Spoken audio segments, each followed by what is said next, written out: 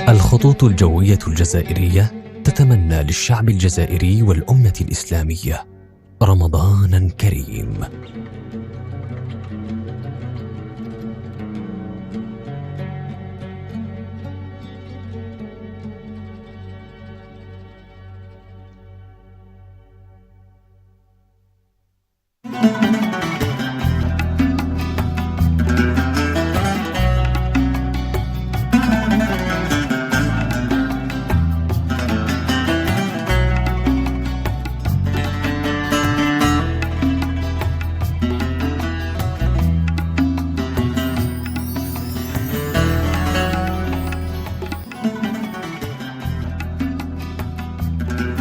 Mesdames, Mesdemoiselles, Messieurs, bonsoir à toutes et à tous.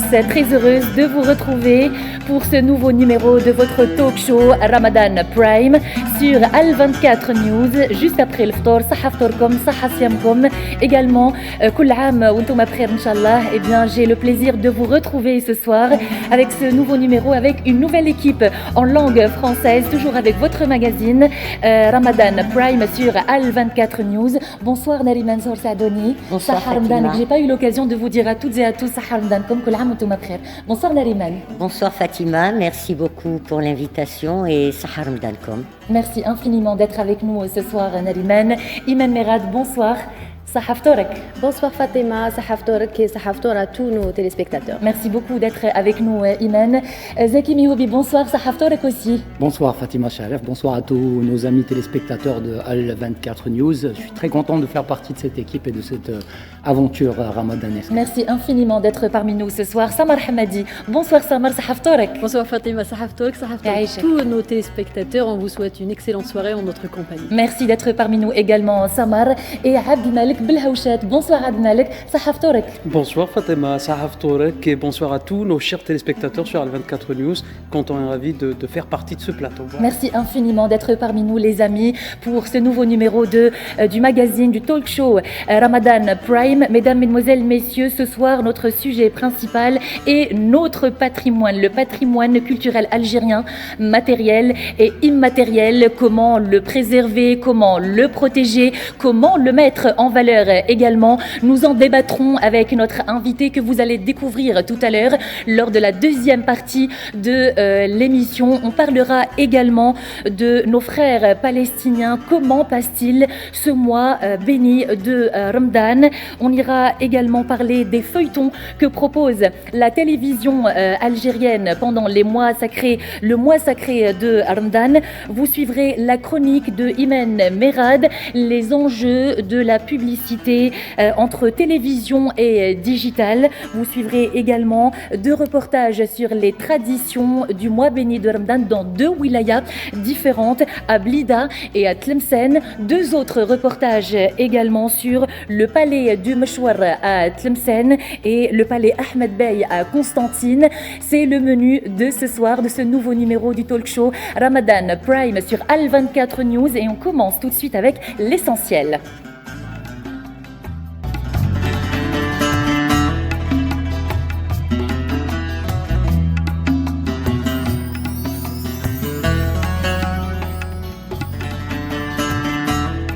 Premier reportage à vous proposer ce soir, chers amis téléspectateurs et téléspectatrices, est en Palestine avec la joie qui a été gâchée pour nos frères palestiniens pendant le mois béni de Ramadan. Ils célèbrent ce mois difficilement avec le peu de moyens qu'ils ont. Ils continuent de résister. On regarde le reportage.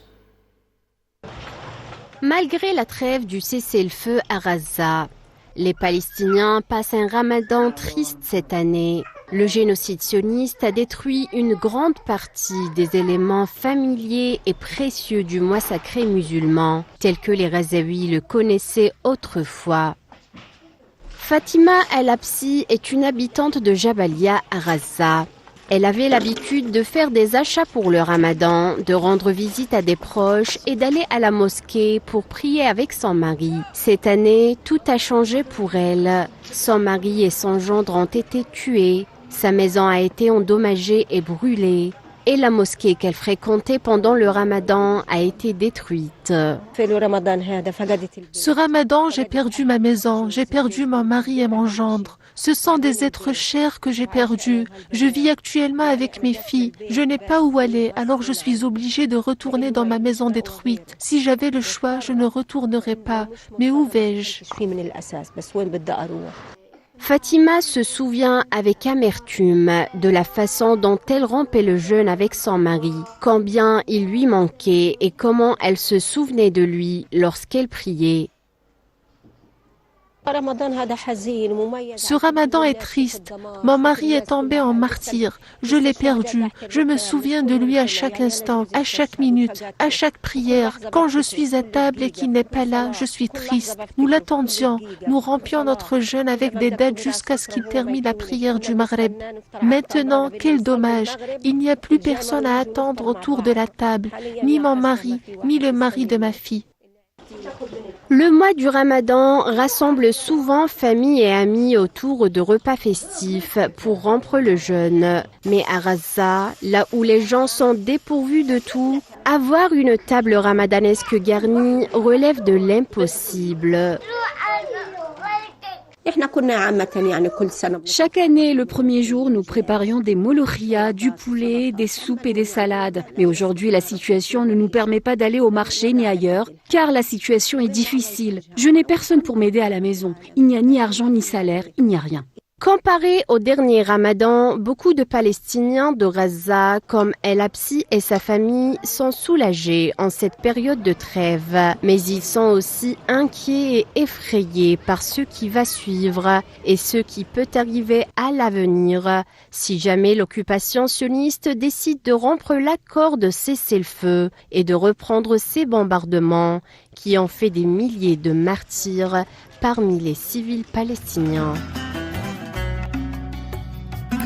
Un VTR signé Amel Amziane Zitouni que vous venez de suivre sur Al24 News. Alors Nalima Sadouni, un mois béni de Ramadan avec un goût d'amertume auprès de nos frères palestiniens. En effet, un goût d'amertume, de désolation, de tristesse profonde et de colère. Une colère intense. Vu ce qui se passe actuellement. En plus de ce reportage, il y a aussi des vidéos qui circulent et qui nous montrent aussi que ce mois béni porte une charge non seulement humaine, sociale, mais aussi un message que le massacre cesse déjà, qu'on respecte l'humain. J'ai des voisins Razaouis, justement, ils habitent juste en face de chez moi. Et je déchiffre cette tristesse intense en eux et ça crève le cœur.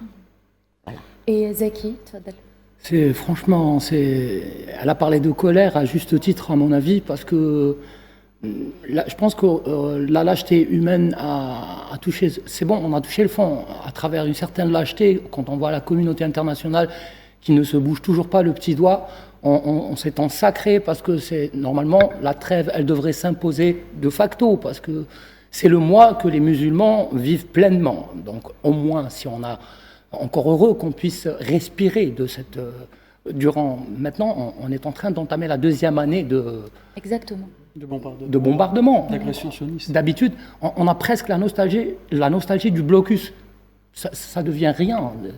Quand on parlait de blocus, c'était à la limite gentil. Maintenant, quand on voit des gens maintenant comme nous, moi, franchement, j'ai une certaine rage que je ne saurais cacher.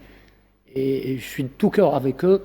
Et voilà, donc en tout cas, on ressent ce courage qui nous rappelle encore une fois qu'on est très, très, très loin devant l'humanité telle qu'on l'imaginait au départ. Et nous allons également rappeler que nous avons consacré le premier numéro de Ramadan Prime à la Palestine. Samar Hamadi, un commentaire ? Moi, je reprends ce que a dit Isaac. Il a dit j'ai une certaine rage, moi, j'ai une profonde tristesse. Je reprends aussi son mot que c'est une lâcheté humaine, mais c'est aussi inhumain. Donc, on parle des familles qui ont perdu leurs proches, des mosquées qui sont détruites et raisonnées, qui ont été réduites justement en ruines, donc blocus, coupure d'électricité. Donc, on parle de cette trêve, mais ça se fait dans la tristesse, ça se fait vraiment dans la tristesse. Abd Malik. Voilà, j'aimerais, en tout cas, c'est vrai que c'est une agression sioniste, c'est quelque chose de très triste que de voir nos frères palestiniens vivre une telle situation, mais moi j'aimerais saluer le courage et la résistance spirituelle et la solidarité du peuple palestinien qui s'accroche. Ils s'accrochent à leur foi, qui prient sous les bombardements, dans les ruines, et qui partagent le peu de nourriture qu'ils ont. Donc c'est quelque chose à saluer, et ça démontre encore une fois le courage et l'engagement du peuple palestinien pour leur liberté, en quelque sorte. Voilà, c'est ça que j'aimerais saluer et que j'aimerais marquer. C'est vrai que la tristesse, elle est là, la rage, elle est là, comme l'a si bien décrit Zaki. Mais il faut noter ça, il faut noter le courage de ces gens-là. Et il y a autre chose aussi, on n'a pas retenu dans le reportage qu'on a regardé tout à l'heure, il n'y a pas eu le mot abandon, ni lâcher prise. Oui. Et c'est ça, encore une fois, qui relève de la grandeur de ce peuple. Exactement. Vraiment chapeau. Exactement. Iman. Oui, moi je partage tout à fait ce que vient de dire Abdelmalek. Effectivement, le peuple palestinien nous donne vraiment une leçon. C'est un peuple en fait, on n'arrive pas à le décrire malgré tout ce qui leur arrive depuis des années. La guerre l'agression n'a pas commencé le 7 octobre dernier.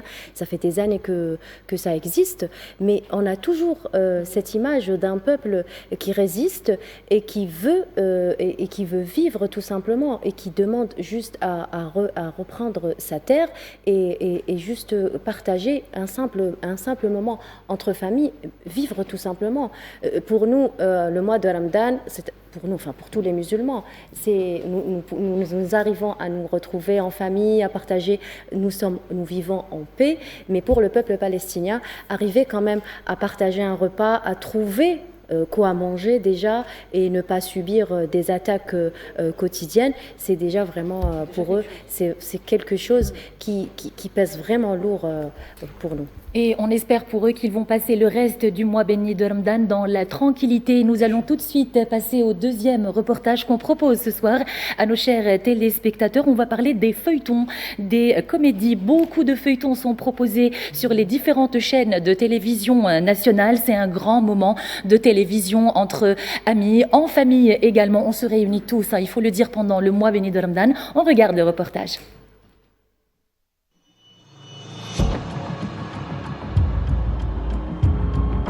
Comme chaque année, la tradition incontournable des feuilletons télé et des émissions se perpétue avec le retour du mois sacré de Ramadan. Et si vous êtes perdu et que vous ne savez toujours pas trop quoi regarder, pas de panique, on vous fait un petit topo. Pour 2025, les chaînes algériennes ont dévoilé un programme varié mêlant drames familiaux, thrillers, comédies sociales, émissions de divertissement et programmes culturels en tout genre, avec des têtes d'affiche confirmées mais aussi de nombreux nouveaux talents.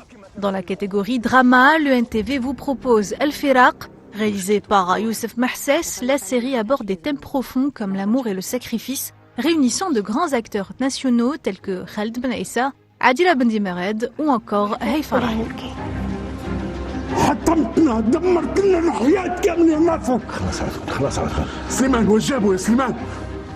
Autre feuilleton attendu cette année, c'est Al-Ard, la Terre. La série s'annonce comme l'un des projets les plus ambitieux de l'année 2025. Réalisée par Najib Oulbsir, produite par Amar Bahloul et scénarisée par Rabah Slimani, cette nouvelle création réunit des figures emblématiques du cinéma et de la télévision algérienne, dont à l'affiche Hassan Keshesh, Mustapha Laribi et Immanuel. Avec un tel casting, la série promet de captiver les téléspectateurs par son intrigue et ses performances d'acteurs.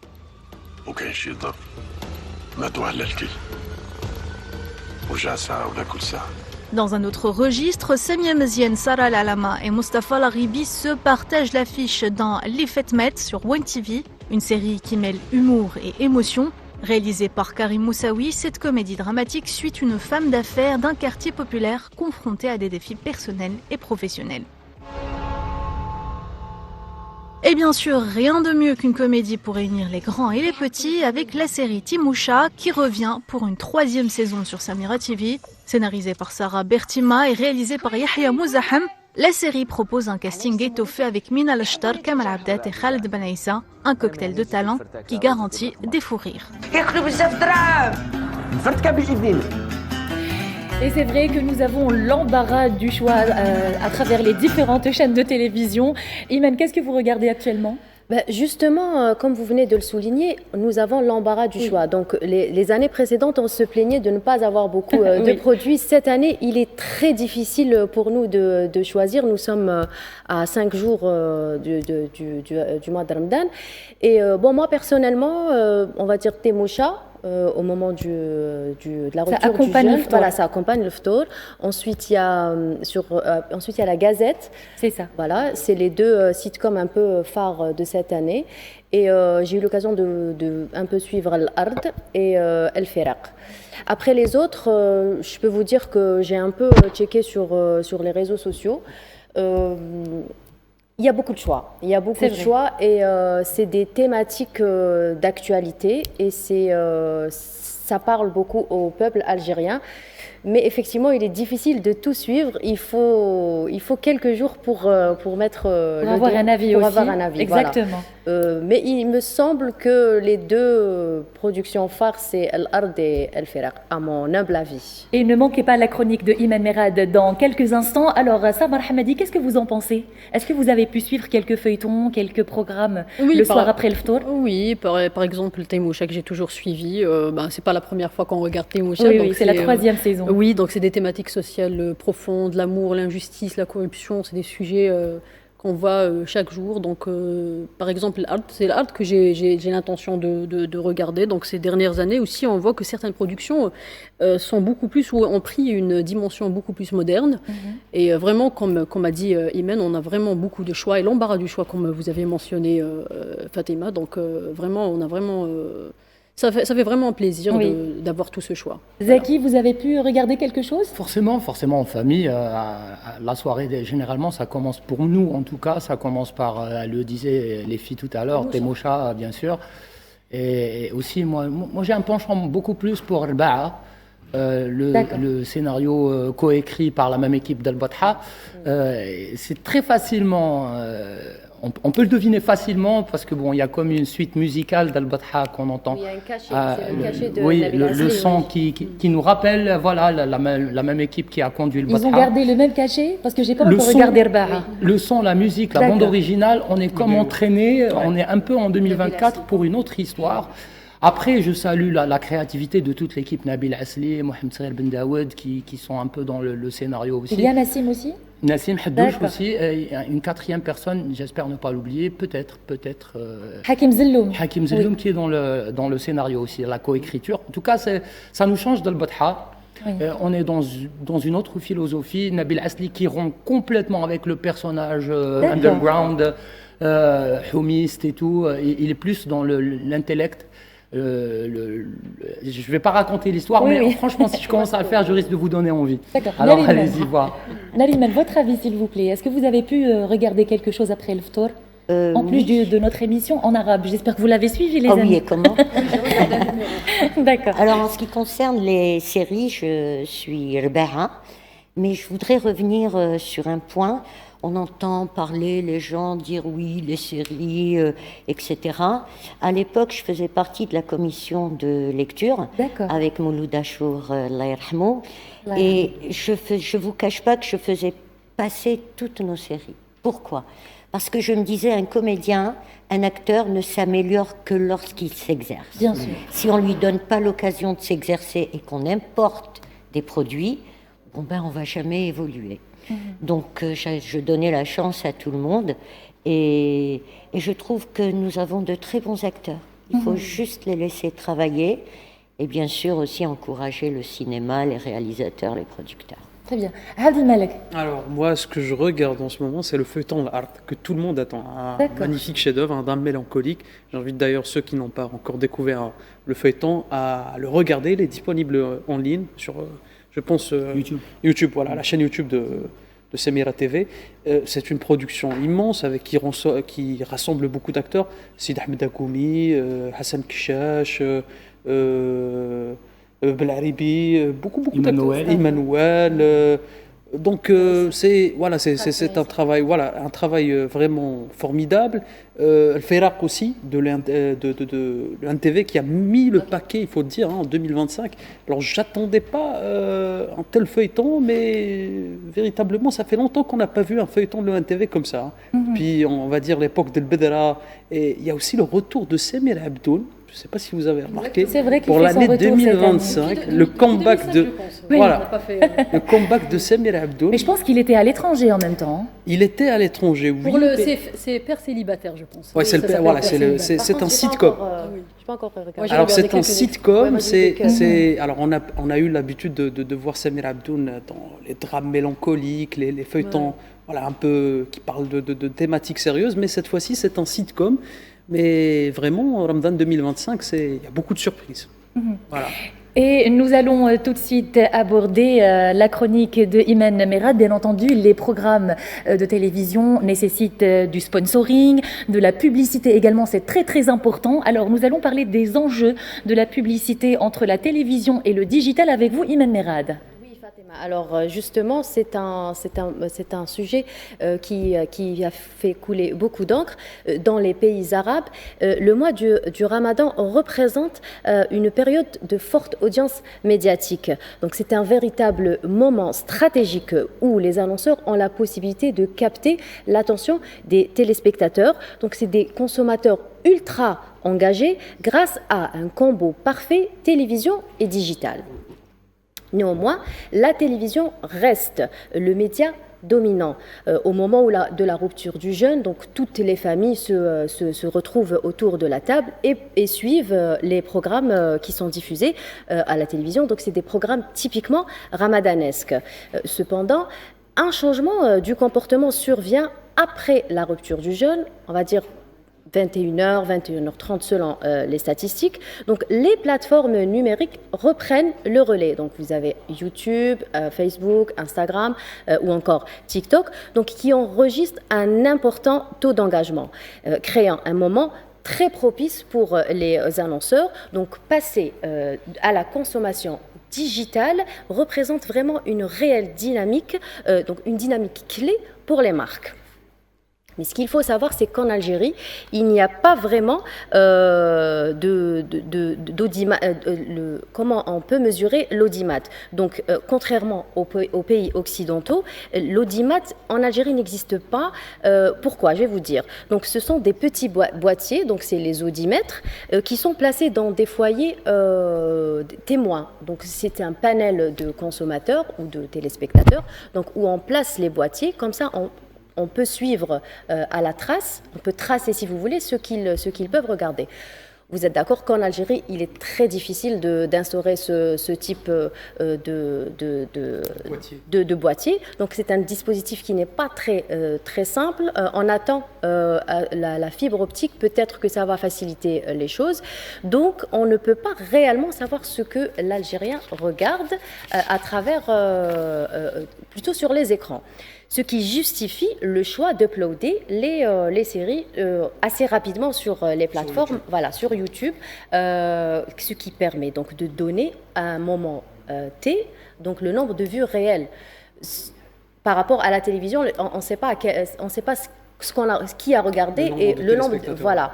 Et du coup, les plateformes nous donnent cet outil-là, le nombre de vues, et plus la série est vue et plus ça rapporte de l'argent. Donc les publicités, c'est plus rentable. Parce que c'est des vidéos monétisées. Voilà. Exactement. Il y a le time watching aussi. Oui, c'est-à-dire je peux cliquer sur play pour regarder un feuilleton donné, et puis au bout de 2 minutes, je m'en lasse et je pars. Mais c'est considéré comme une vue, et même si vous ne regardez pas mais en parlant du côté voilà, donc c'est pas représentatif. Mais l'avantage de YouTube, c'est que la plateforme nous offre une analyse détaillée. Tout à fait. Voilà, nombre de vues, time watching.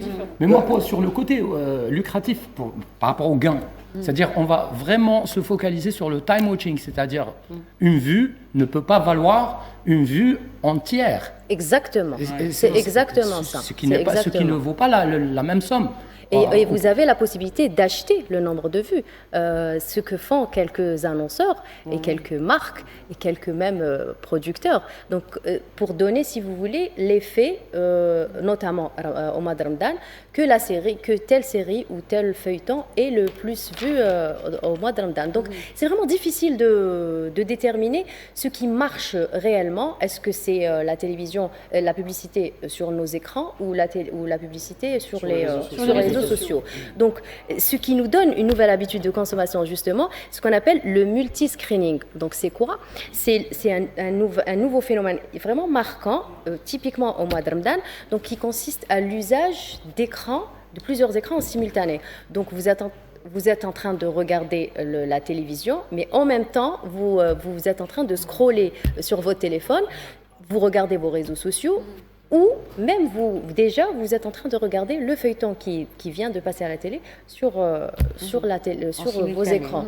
Donc, ce qu'il faut dire, c'est à trop vouloir être en proximité avec le public, les marques se dispersent un peu. Donc, nous avons beaucoup de publicité en même temps sur les réseaux sociaux et sur la télévision, ce qui est un peu contraignant pour le téléspectateur qui au final ça devient envahissant. Donc on zappe même sur les réseaux sociaux, on passe à autre chose. Donc où est donc le respect du téléspectateur si on n'arrête pas de le bombarder de publicité.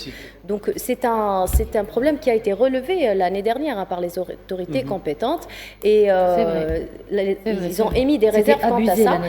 Et donc, cette année, on va voir ce qu'il en est. Très bien. Merci infiniment. J'aimerais rebondir sur une chose concernant justement la publicité sur les réseaux sociaux. Alors, vous avez parlé des chiffres qu'on peut retrouver sur les réseaux sociaux, mais il y a aussi un problème. C'est que certaines boîtes de publicité, je dis bien certaines, qu'est-ce qu'ils font? Eh bien, elles font ces boîtes de publicité, elles récoltent de façon illégale les informations personnelles des internautes. Vous savez, en cliquant par exemple sur une publicité malveillante, enfin sur un lien malveillant, donc on peut se retrouver, nos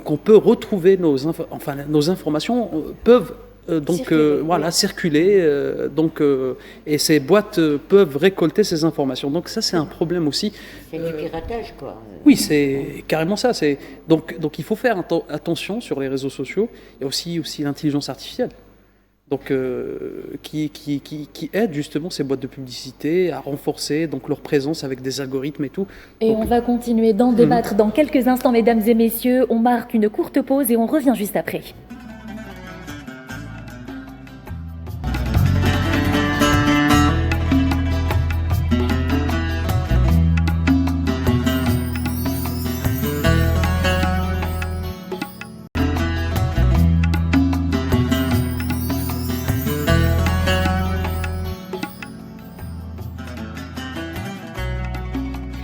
Ramadan Prime est la deuxième partie sur Al24 News et on installe notre invité qui est bel et bien parmi nous ce soir. Il s'agit de monsieur Slimane Hachi, directeur du Centre national de recherche préhistorique, anthropologique et historique. Bonsoir monsieur Hachi. Bonsoir madame. صحة فطورك وصحة رمضانك. صحة فطوركم، صحة رمضانكم.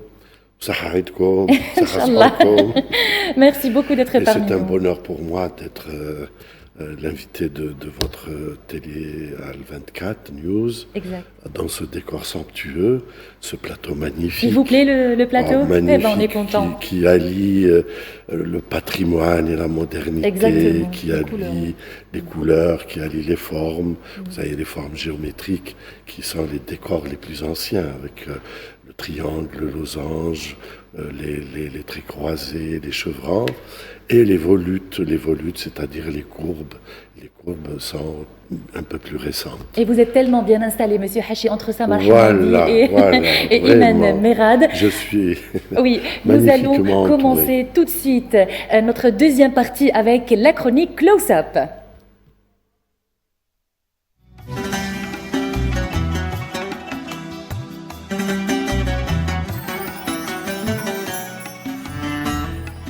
Alors, monsieur Slimane Hachi, les amis et nos chers amis téléspectatrices et téléspectateurs, nous vous invitons à présent à suivre un reportage sur les traditions du mois béni de Ramadan, où, eh bien, c'est dans la wilaya de Blida, et on revient juste après.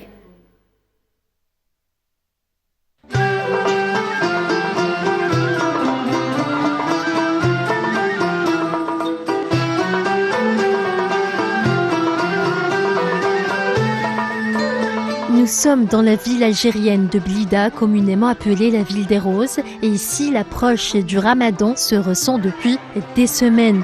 L'ambiance est joviale. Dans les rues perdurent encore des traditions ancestrales comme le grand nettoyage des maisons. À Blida, particulièrement à Douiret, le quartier historique de la ville, cette période est marquée par un rituel similaire de purification du foyer en vue d'accueillir le mois sacré dans le respect des pratiques traditionnelles et d'hygiène selon Youssef Ouraghi, figure emblématique de la ville passionnée d'histoire communément appelée la mémoire de Blida, qui nous a guidés tout au long de ce reportage.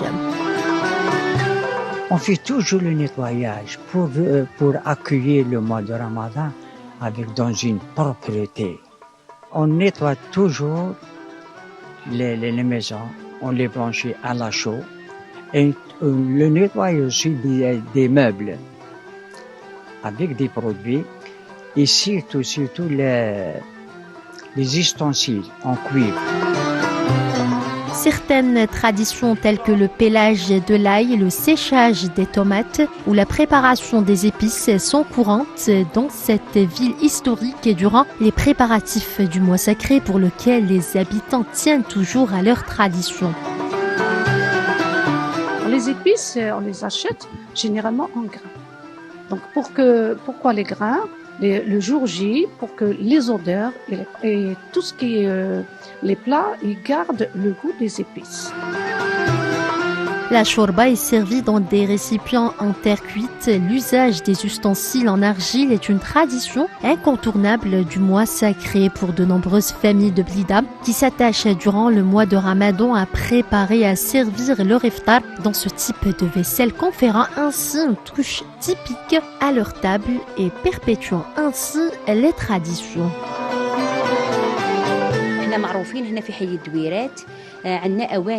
Nous, habitants du quartier de Douiret, nous sommes connus pour l'utilisation des ustensiles en argile pour la préparation de la shorba. C'est une tradition incontournable du mois de Ramadan pour de nombreuses familles de Blida qui s'attachent durant ce mois sacré à préparer et à servir l'iftar dans ce type de vaisselle qui représente les traditions anciennes de cette région de l'Algérie. En termes d'initiative, en ce mois de partage, la solidarité s'organise à plus grande échelle avec des restaurants mobilisés tout au long du mois pour servir les jeûneurs qui sont dans le besoin. L'activité Ramadan, c'est une activité de solidarité. Nous avons des couffins à donner aux familles nécessiteuses avec des produits alimentaires, bien sûr. Nous faisons aussi Meidat Ramadan, Iftar Saïm. La ville des roses, c'est l'amour du terroir, savoir-faire algérien, et c'est l'histoire millénaire d'une région riche par ses traditions, sa cuisine ancestrale, sa nature éblouissante et son hospitalité légendaire.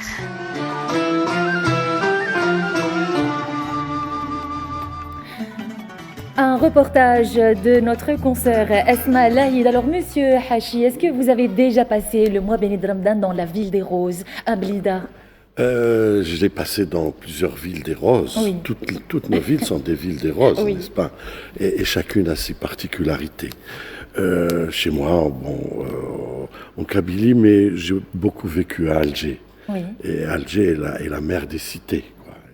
Et dans les cités, en fait, ce qui se passe pendant ce mois de Ramadan et à d'autres manifestations, à d'autres cérémonies, c'est là que s'exprime le désir de vivre ensemble. Et le désir de vivre ensemble s'exprime par la commensalité. C'est le fait de consommer ensemble qui fait que nous sommes là ensemble et que nous vivons ensemble et que nous aimons vivre ensemble. C'est autour de ces commensalités. Toutes les sociétés du monde ont leur lieu de commensalité. Le lieu de commensalité, c'est quoi?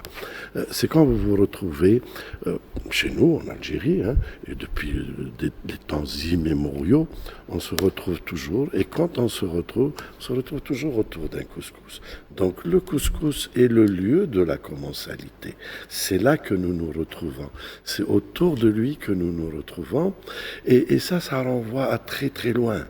Le couscous n'est pas un art culinaire chez nous. Il est plus que cela.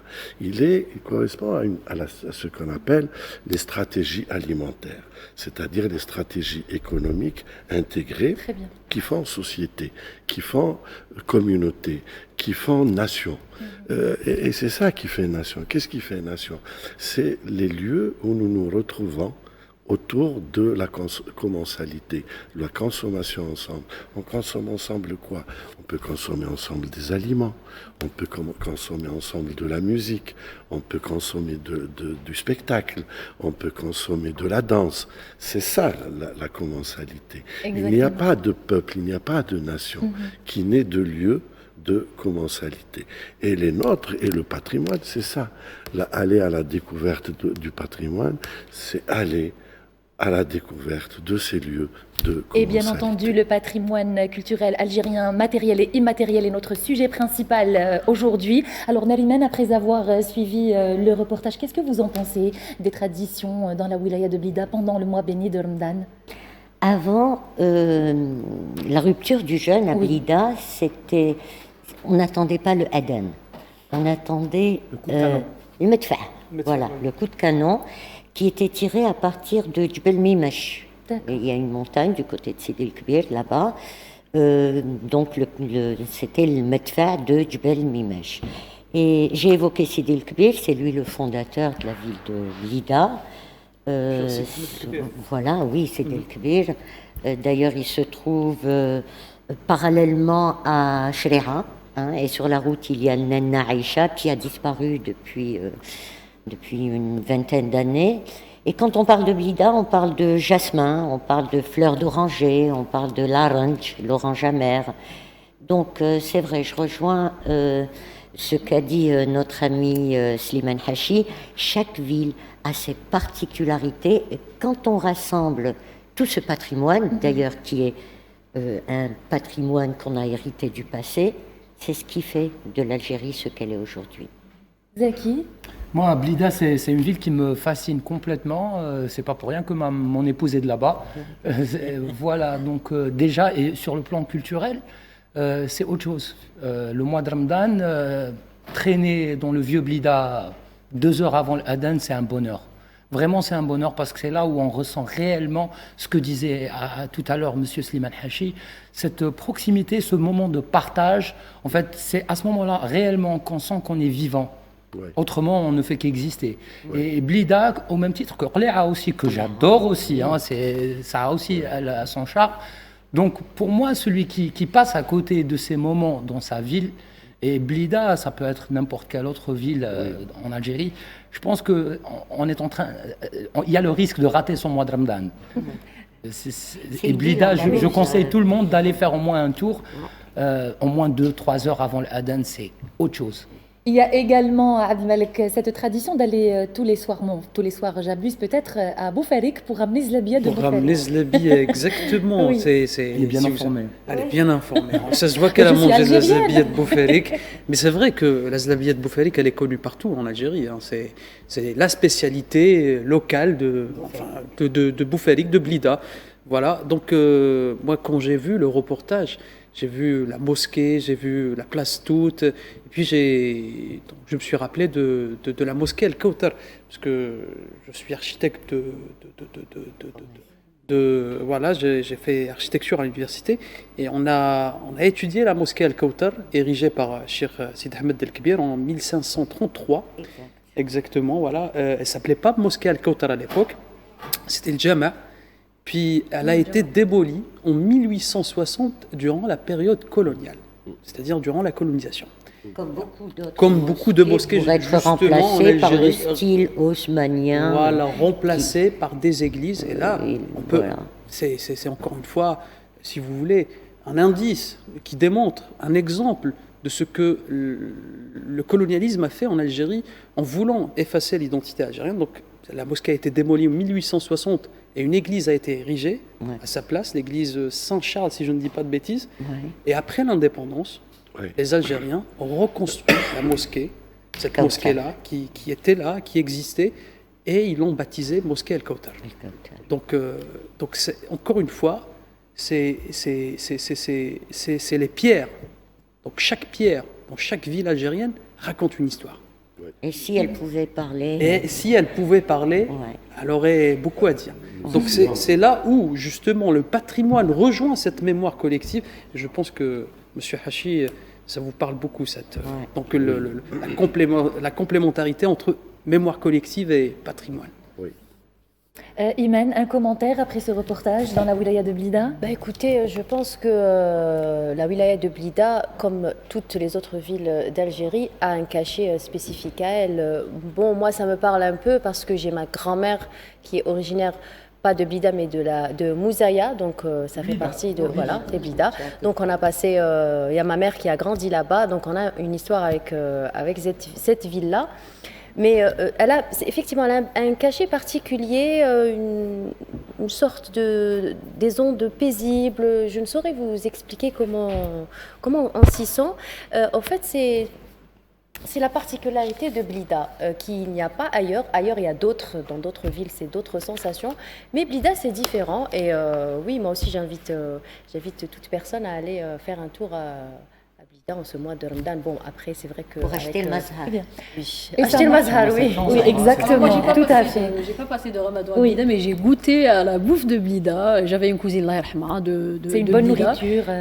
Voilà, donc j'ai goûté surtout à la zlabia, donc c'est la pâtisserie emblématique de la région. Et la zlabia de Blida, elle a sa particularité, elle a cette couleur orangée, elle n'est pas la même que celle qu'on trouve à Alger. Je ne suis pas fan du tout. Moi, je suis fan. Vous n'êtes pas fan de quoi? Moi, je suis fan. Elle se distingue par sa couleur, son goût. Et de sherbet? Non plus. Et de sherbet, ça marche? Moi, j'adore le sherbet de Blida. Vraiment, elle est très sucrée. C'est trop sucré. Vous faites sherbet à la maison, Samar? Vous la réussissez? Je l'ai jamais fait. C'est ma mère qui la prépare pour les petits enfants. Mais j'adore. On la ramène de Blida. Très bien, de Blida. Les sherbets de bouffer, les Vous aimez? Oh, j'adore. Quand c'est bien frais. Exactement. Très bien. Non, moi je la préfère. Très bien les amis, on a fait le tour dans la wilaya de Blida avec bien entendu les différentes traditions et coutumes qu'on vit là-bas. Alors je vous propose maintenant de faire un autre voyage. Est-ce que vous êtes déjà allé à Tlemcen? Quand on parle de Tlemcen, on parle de... Le harira, exactement, cette délicieuse harira de la wilaya de Tlemcen. Elle est également faite dans les villes voisines, donc à l'ouest du pays, à l'ouest algérien. On regarde le reportage de Mohamed Wali Ben Chaben. Chaque jour, cette artisane passionnée de Marnia ouvre les portes de sa boutique parfumée aux 1000 senteurs. Durant le mois de Ramadan, Jawed s'affaire avec soin à préparer les épices essentielles qui sublimeront les plats traditionnels des familles tlemceniennes et de tous les Algériens. Votre visite dans la ville de Marnia nous honore. Je souhaiterais vous inviter chez moi pour découvrir l'ambiance du premier jour de Ramadan. Nous préparons le plat principal, la harira, que toutes les familles tlemceniennes et marnaoui cuisinent traditionnellement pour cette occasion. Elle aura une saveur authentique.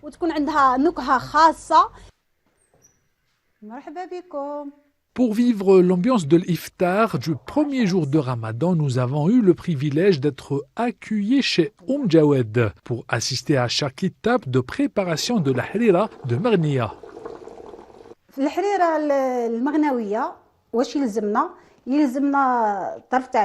Pour la harira de Marnia, il nous faut un morceau de viande d'agneau, des légumes, du persil, des pois chiches, des lentilles ainsi que des épices, du curcuma, du poivre, du cumin et du blé. Au fil des cuissons, l'odeur enveloppante de la soupe nous rappelle pourquoi ce plat est si cher au cœur des Tlemceniens. Servie bien chaude, la harira est un véritable voyage gustatif où chaque ingrédient donne une saveur particulière à cette soupe grandement consommée à Tlemcen et dans tout l'ouest algérien.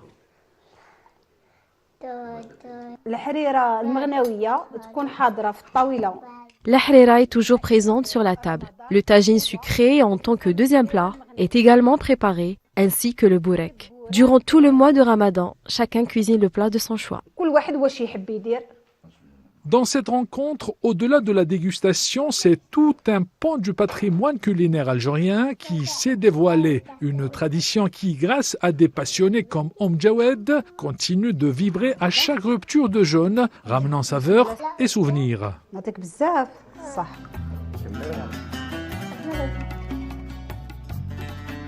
La délicieuse harira de Tlemcen et des villes de l'ouest du pays. Alors Nariman, est-ce que vous l'avez déjà goûté, préparé aussi? Certainement que oui. Ah oui, oui. La harira, mon mari, il adore la harira et moi j'aime la shorba. Donc on alterne un jour harira, un jour shorba. Et vous la faites typiquement comme à Tlemcen? Pour moi, la harira, c'est la shorba mais je ne mets pas d'épices parce qu'on a des maux d'estomac. Donc, on se contente du gingembre, des épices légères. Par contre, on met un peu de levure de bière. Voilà, la levure, pour l'épaissir justement, c'est avec la levure. Très bien. Ouais. Monsieur Hachi, vous êtes plutôt harira ou shorba pendant le mois béni de Ramadan? Les deux, hein? Les deux. Vous aimez les deux? Oui, même les trois. On fait de la shorba. De la shorba fric, de la shorba vermicelle, avec les langues d'oiseaux aussi, c'est très bon. Donc tous ces types de shorba, et c'est harira. Et moi, ma femme, elle fait de temps en temps, Ramadan, un velouté de champignons, par exemple, maintenant qu'il y a des champignons. Pour changer de temps en temps. Pour changer un peu de temps en temps.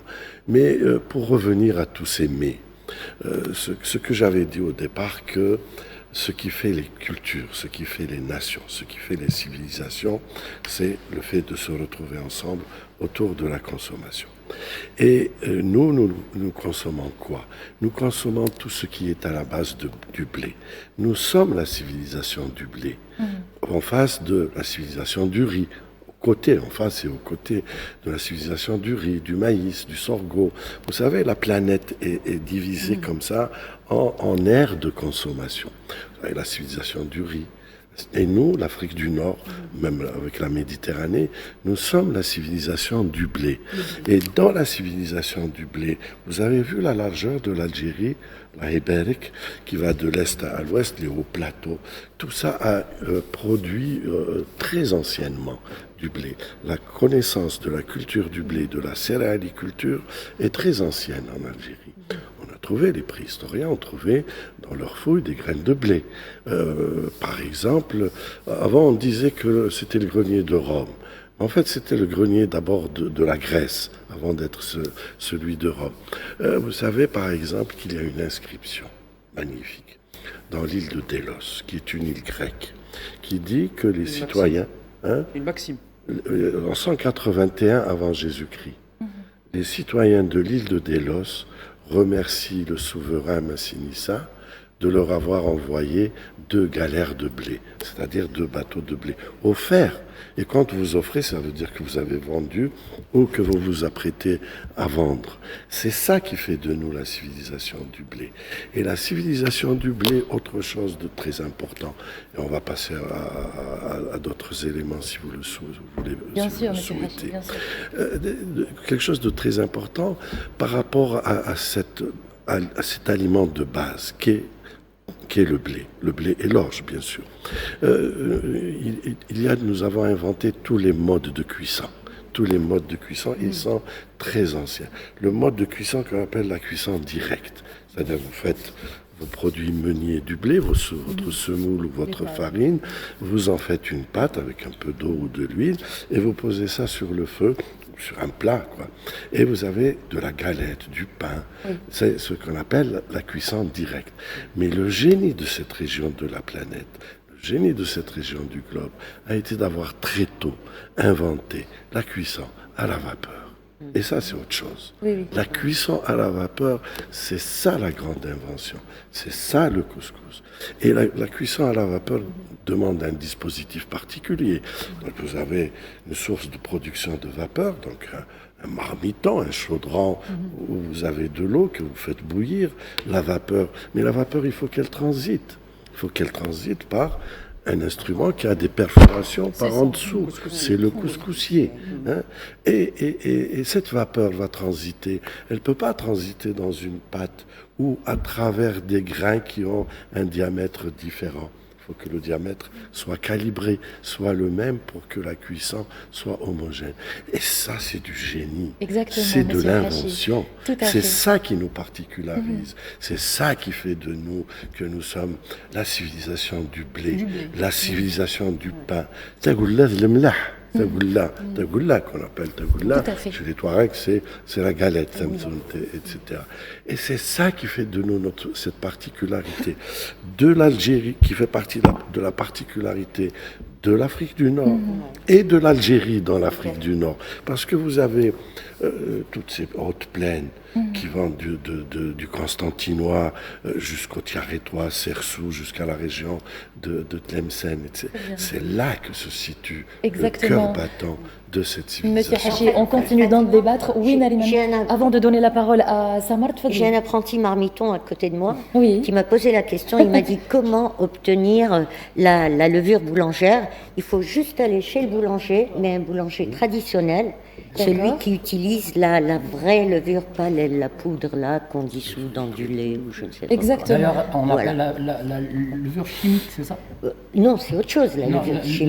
Là, c'est la levure dont tu parles. Voilà, boulangère, c'est vraiment la levure qu'on fabrique, qu'on laisse des jours et des jours travailler, fermenter. Je voulais rajouter une chose. Nariman a parlé d'épices, elle a dit moi je mets un tout petit peu d'épices, alors qu'on sait que Nariman a dévalisé toutes les boutiques d'épices. Hein. Ah oui, ça c'est vrai. Ça tu me l'as dit, en coulisses. Mais exactement, il y a le partage pendant le mois de Ramadan. Il y a certainement la famille qui vient, les amis également. C'est une tradition que les Algériens perpétuent. Exactement, Samar. Pourtant, la harira, elle est connue pour ses épices. Exactement. La saveur, elle est très épaisse, donc contrairement à celle d'Alger, plus légère. D'ailleurs, dès qu'on la goûte, on ressent toutes les épices qu'il y a dedans. On n'a pas de fric à l'intérieur, on ressent les épices, la saveur, donc c'est un mélange d'épices raffinées, donc d'ingrédients soigneusement sélectionnés. Voilà, donc c'est pas du tout pareil. Et par rapport à l'histoire de blé, j'aimerais dire que M. Hachi nous a raconté, j'aurais aimé qu'il nous raconte aussi le début ou bien l'histoire de fric, parce que beaucoup ignorent comment est-ce que le fric ou bien le blé concassé a commencé. Donc je vous invite à nous raconter un petit peu l'histoire, M. Hachi. Oui, en fait, je pense que le couscous a commencé par la cuisson à la vapeur avant de passer au granule de blé, c'est-à-dire au grain de couscous. Oui. On a dû cuire le blé lui-même à la vapeur. Et d'ailleurs, jusqu'à aujourd'hui, jusqu'à maintenant, chez moi, en Kabylie, il existe un couscous au blé. Couscous au blé, c'est-à-dire du couscous, c'est-à-dire du blé, du grain de... Et on rajoute du blé cuit à la vapeur. C'est du blé au blé, en fait. C'est ça qui est génial, faire du blé au blé.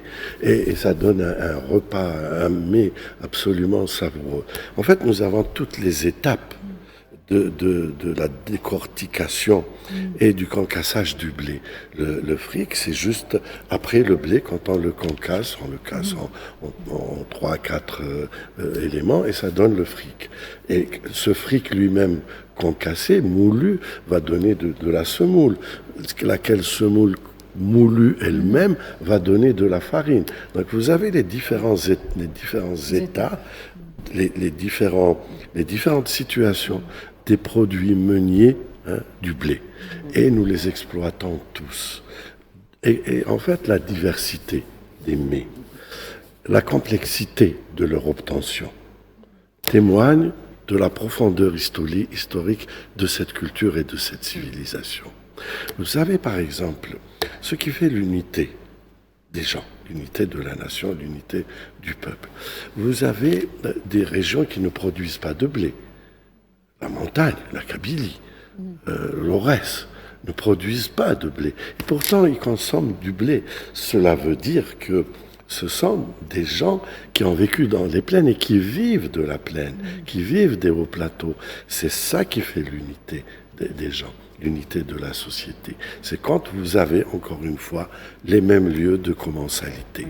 Et la multiplication de ces lieux de commensalité font la solidité de la nation, qui va jusqu'à l'histoire récente. Ce qui fait la nation, c'est la guerre de libération. C'est très récent, la guerre de libération, au regard de la profondeur historique. Et nous allons y revenir dans quelques instants avec le débat de l'invité dans votre émission Ramadan Prime sur Al24 News.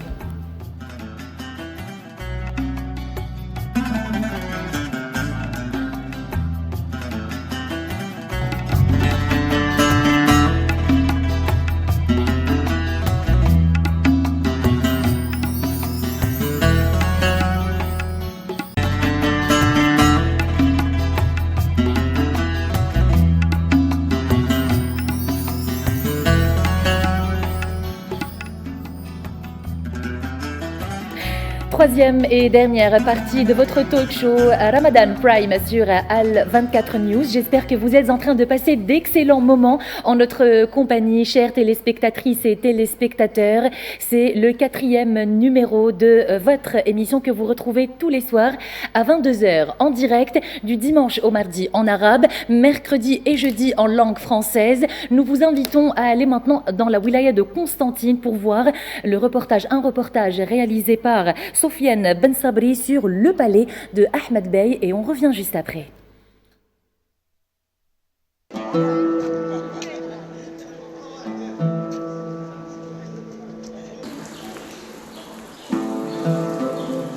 Il y a près de 2 siècles, le dernier bey de Constantine achevait son nouveau palais, une œuvre architecturale dont la construction a nécessité 10 ans de labeur avant d'être finalisée. Mais Ahmed Bey n'a pu y prendre demeure que pour une courte durée. En 1830, la France coloniale débarque en Algérie, ce qui contraint Ahmed Bey à prendre les armes, direction Alger.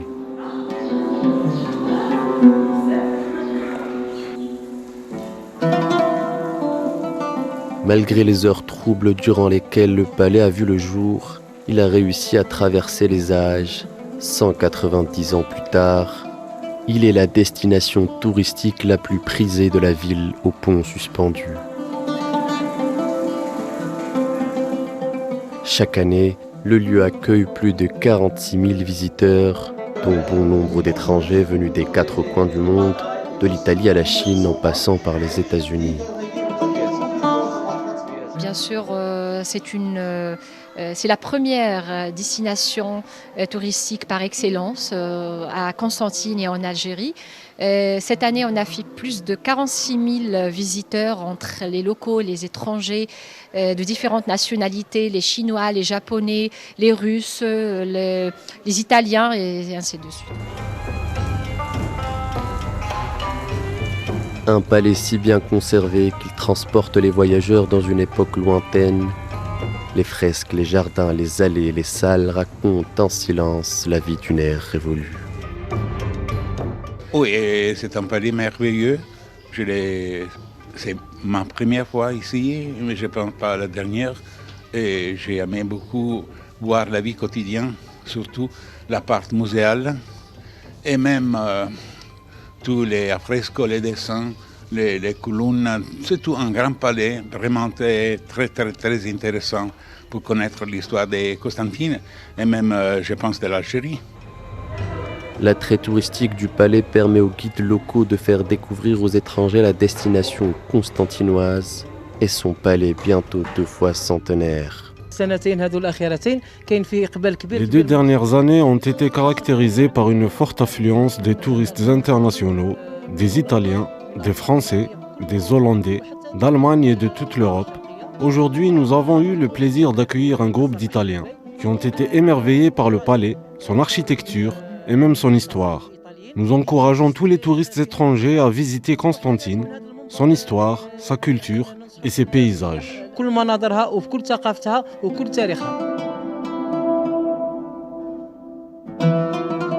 Constantine est une des villes les plus visitées d'Algérie. Le palais du Bey, diamant sur l'écrin de la ville, n'y est pas pour rien.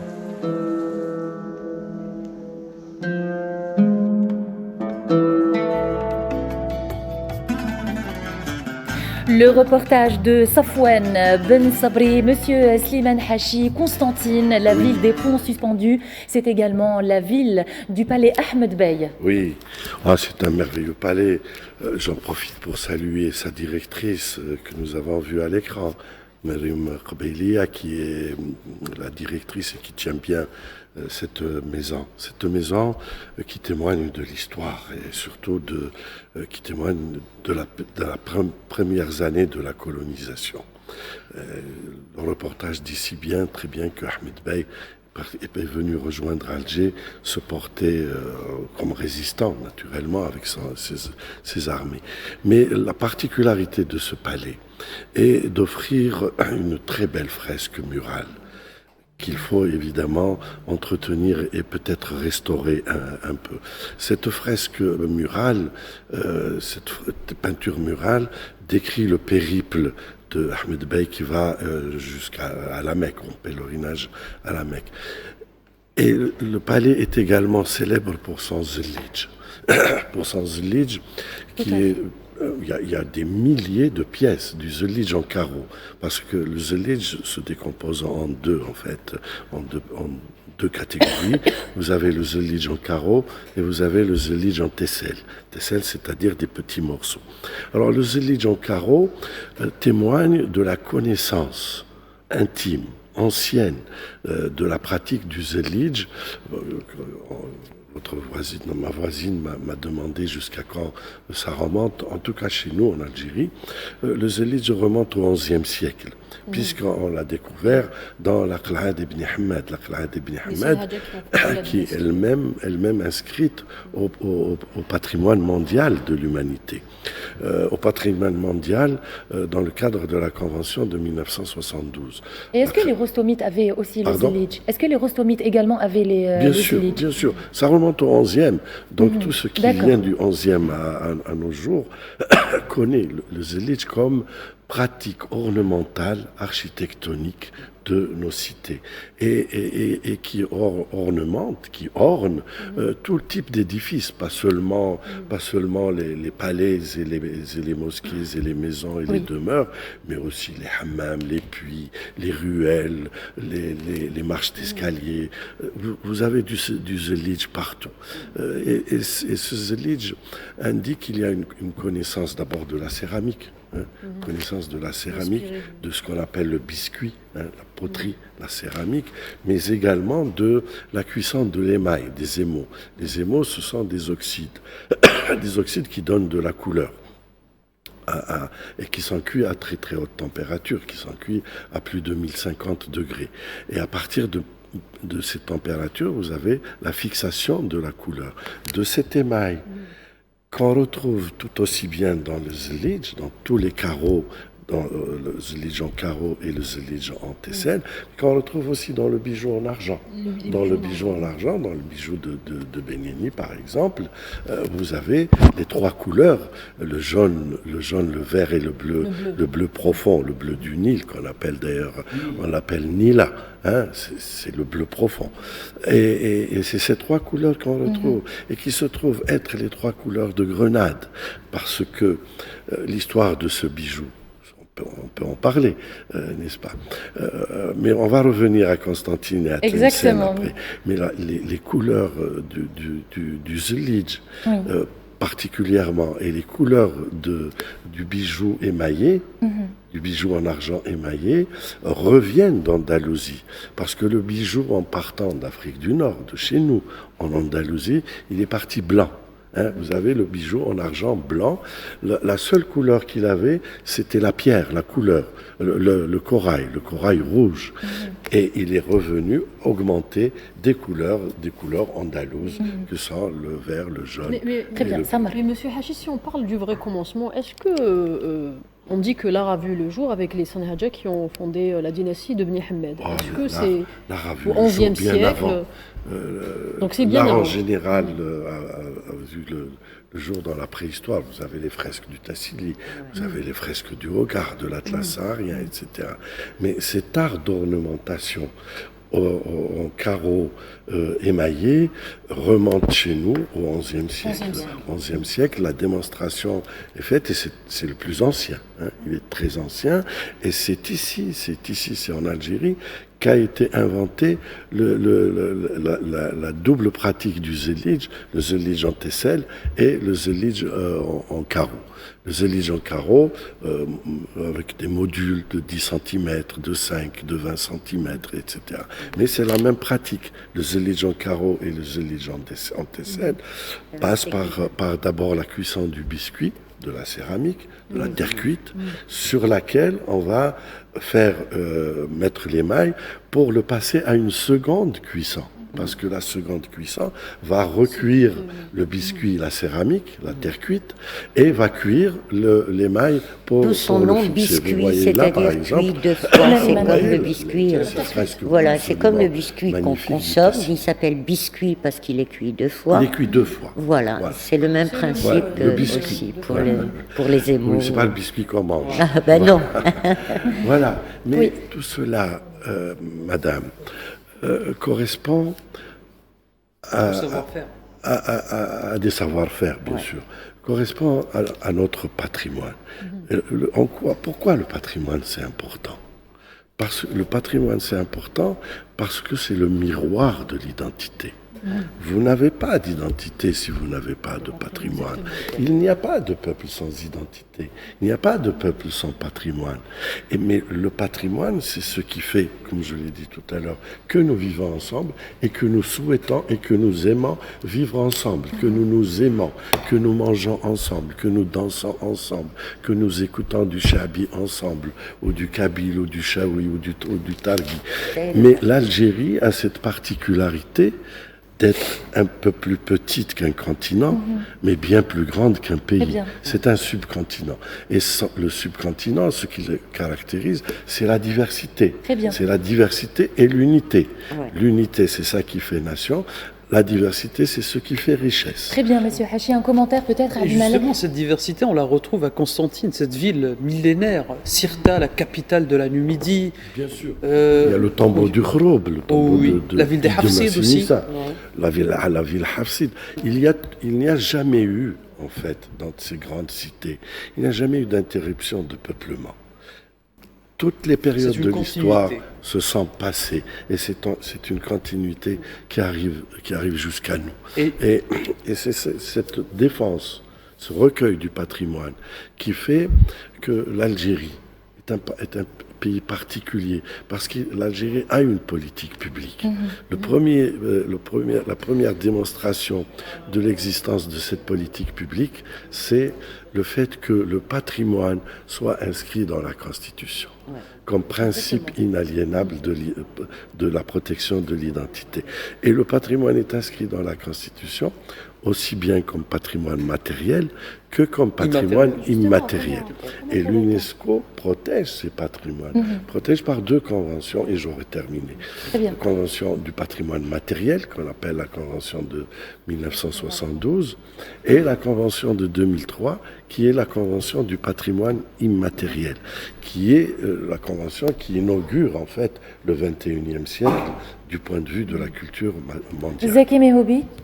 Moi, je voulais justement saluer le travail qu'effectue M. Slimane Hachi à la tête du centre et aussi les pouvoirs publics d'avoir rendu possible ce rêve qui aura été ancien quand même, de porter la culture algérienne dans le monde. En fait, pas plus tard qu'il y a quelques mois, et en parlant de Constantine, on a eu déjà le Melfa, la Gandoura, qui a été reconnue et classée au patrimoine matériel. Ne serait-ce que pour ça, on est là pour vous encourager et vous dire continuez à faire ce travail magnifique. Merci. Tout à l'heure en coulisses, il me disait il faut 2 ans pour travailler sur le dossier d'un article, ce qui est énorme en fait. Nous, on ne se rend pas compte. Nous, dans le journalisme, on attend les informations et tout.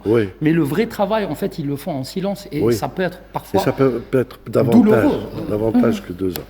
Pourquoi ? Ça me permet, merci pour cette observation, merci pour vos encouragements. Et ça me permet d'aborder la perception que nous avons, que l'Algérie a du patrimoine. En fait... Rapidement, monsieur Hachi. Pardon ? Rapidement pour passer à un autre reportage. Rapidement, je ne peux pas rapidement. Parce que nous sommes passés d'un pays colonisé à un pays souverain. Et ce passage se concrétise par quoi du point de vue de la culture et du point de vue de la science de la culture? Vous passez en fait d'une culture ethnographiée à une culture anthropologisée. Vous passez de l'ethnographie à l'anthropologie. Qu'est-ce que le passage de l'ethnographie à l'anthropologie? L'ethnographie, c'est le regard de l'autre sur soi, sur vous. C'est l'autre qui vous regarde et qui vous décrit et qui dit que vous mangez dans des plats en poterie, que vous utilisez des cuillères en bois, que vous faites vos peintures morales sont ainsi. Oui. Ça, c'est l'ethnographie. L'anthropologie, c'est le regard de soi sur soi. C'est se regarder, s'aimer, se décrire, s'apprécier. Et alors l'anthropologie découvre et met en place des systèmes culturels et non pas des faits ethnographiques. Le fait ethnographique est un segment, est une partie du système anthropologique. Si on peut revenir au couscous, c'est ça, le fait anthropologique. Ce n'est pas le couscous de ma mère, c'est le couscous comme stratégie alimentaire, comme modèle économique ancré dans la société, dans sa diversité, qui fait que nous avons un couscous de plaine, un couscous de montagne, un couscous de littoral. C'est cette diversité-là qui fait anthropologie. Et nous allons y revenir dans quelques instants. On vous propose tout de suite de suivre un autre reportage de Mohamed Wali Ben Chaban, cette fois-ci sur un autre palais, un autre édifice, un autre monument dans la wilaya de Tlemcen. Il s'agit du palais d'El Meshwar.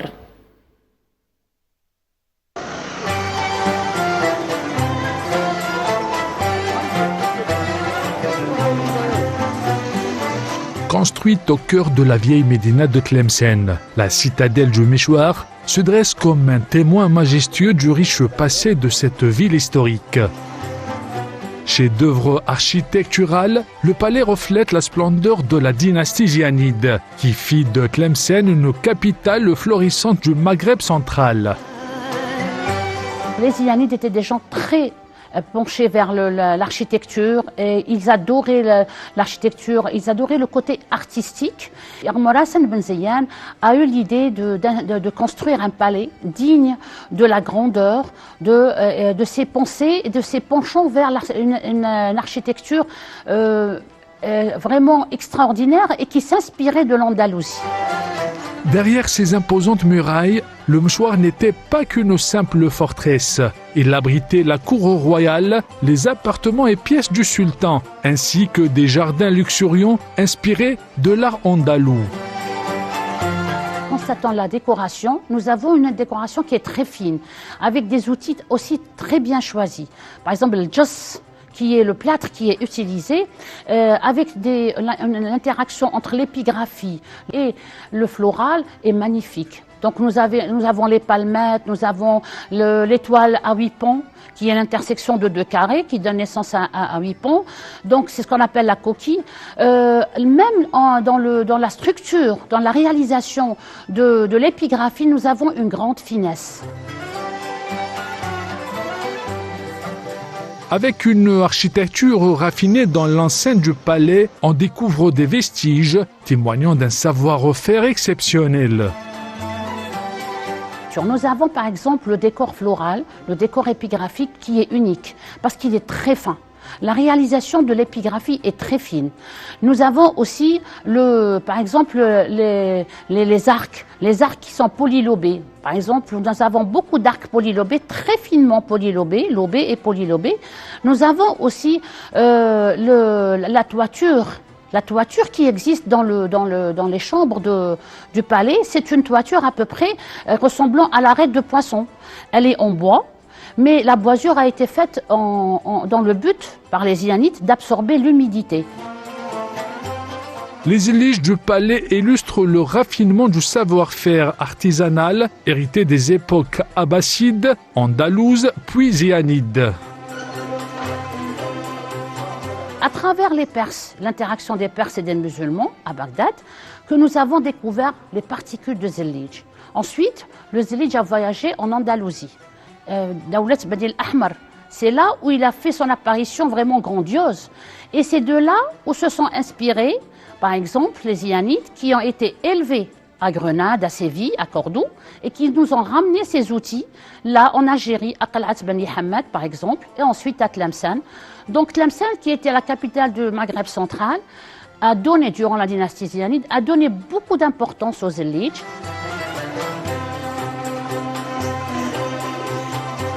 Ce monument continue d'émerveiller les visiteurs par son histoire et son architecture. On vient souvent parce que ça représente notre patrimoine algérien, un patrimoine tlemcenien, local, ça représente toute notre histoire. Il est magnifique, il rappelle beaucoup le style andalou qu'on a eu l'occasion de visiter à Grenade et à Séville. Donc non, c'est très très beau, vraiment c'est un endroit que je recommande. La visite du palais offre une immersion profonde dans le patrimoine culturel et historique de Tlemcen, témoignant de la grandeur passée de la dynastie Iyannide et de l'importance de cette ville dans l'histoire algérienne.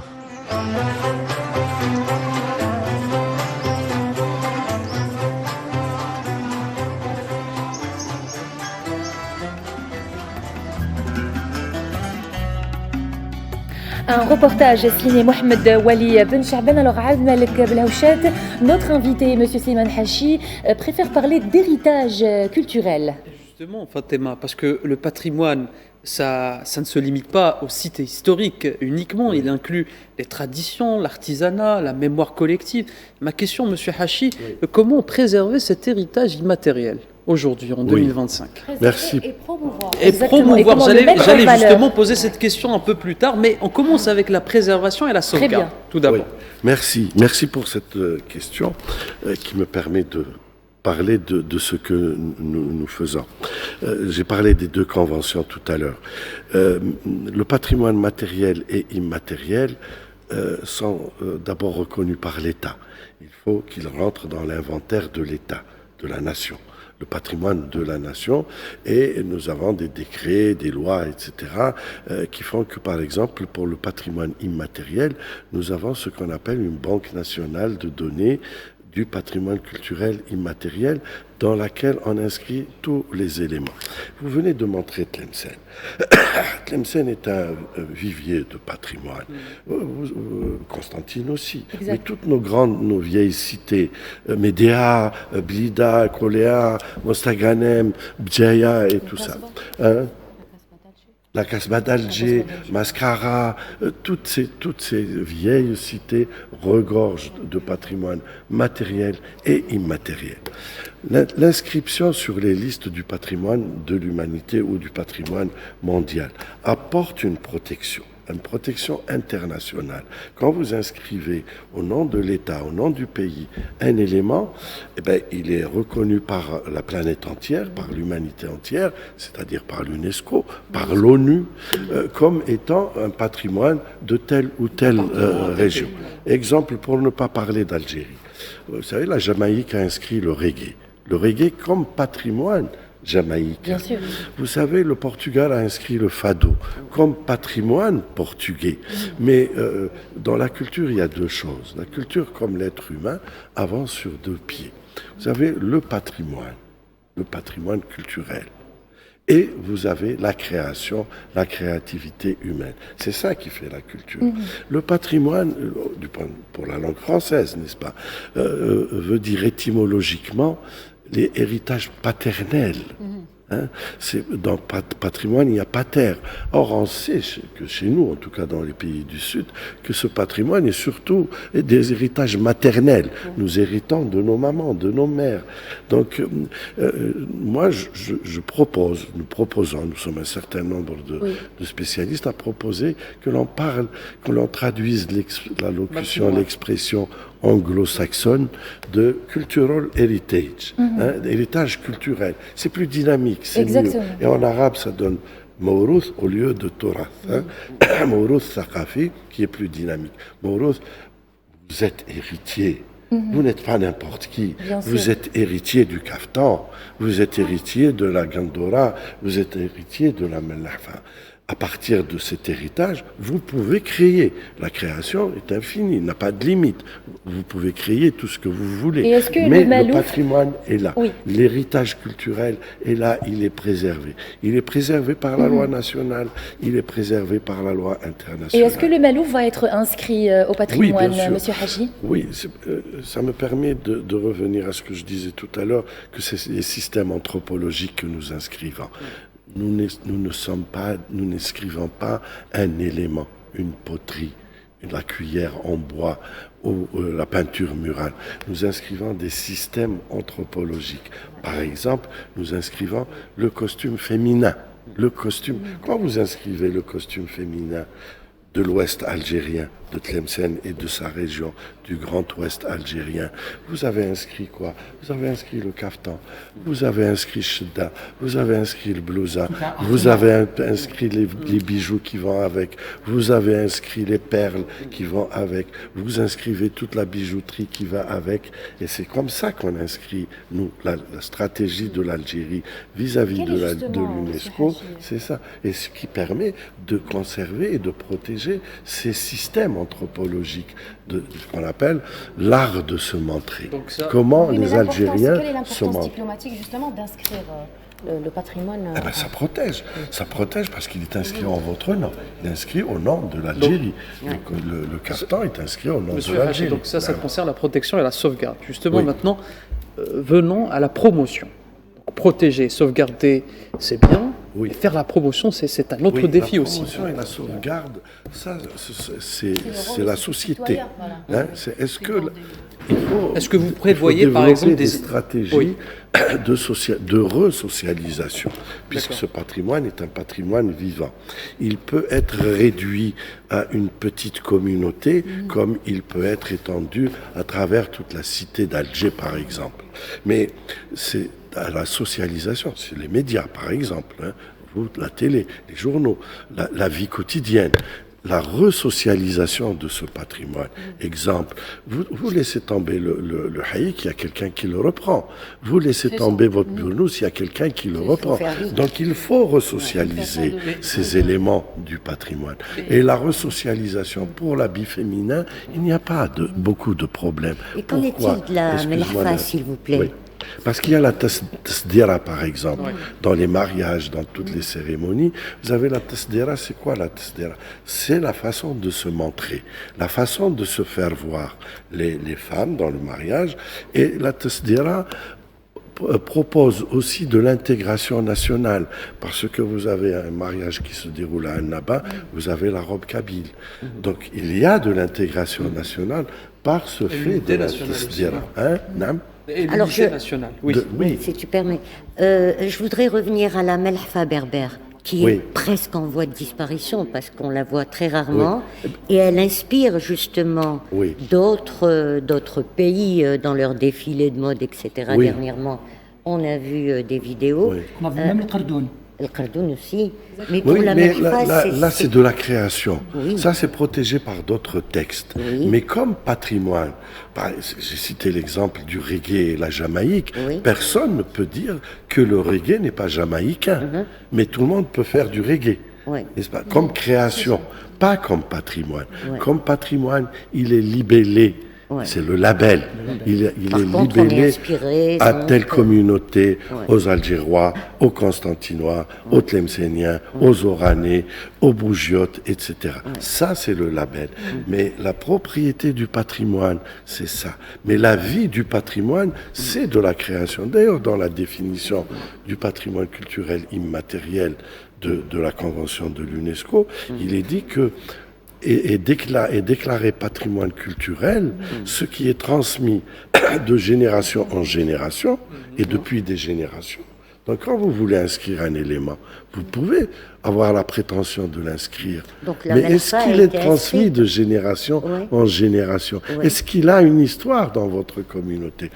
Je peux rêver de demander que l'on inscrive au titre de l'Algérie la deux chevaux. tiens, par exemple. Et sur le plan Mais il faut que je historique, démontre j'ai aucune preuve.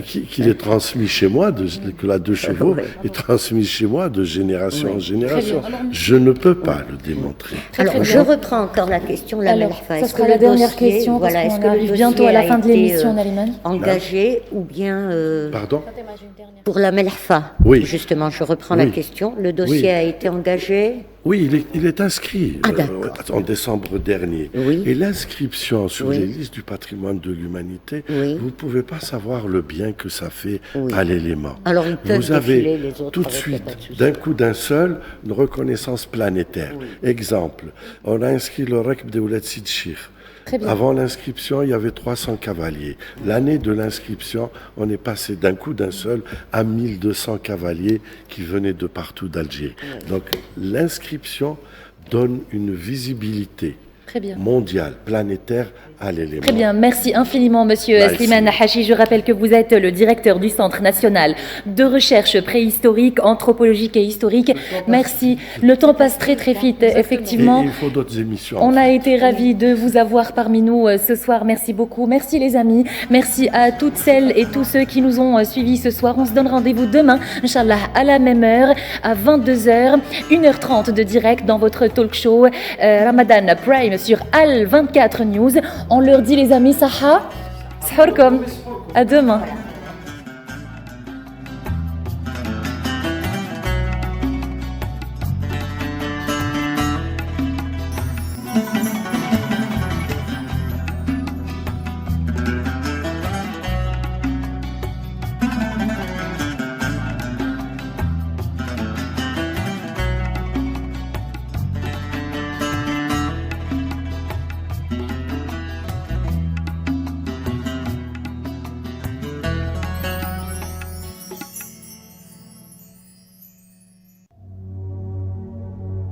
الخطوط الجوية الجزائرية تتمنى للشعب الجزائري والأمة الإسلامية رمضاناً كريم.